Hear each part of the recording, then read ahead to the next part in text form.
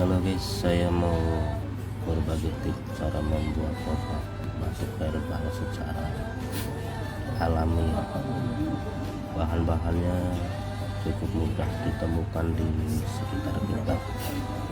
Ini daun sirih sebanyak 2 lembar, dan juga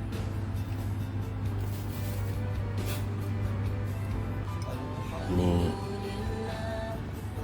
jeruk nipis yang sudah saya kupas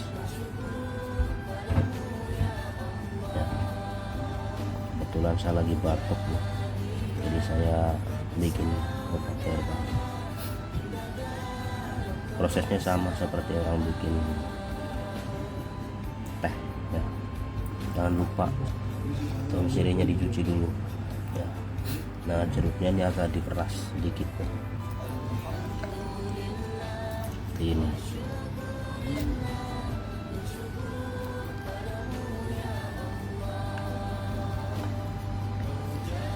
Ya, setelah itu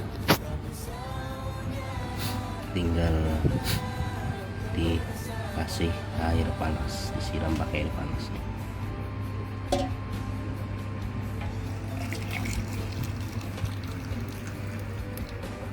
Nah, ini tinggal didiamkan sampai dingin ya, nanti bisa diminum. Nggak harus habis minumnya, sedikit-sedikit aja asal kering begitu ya.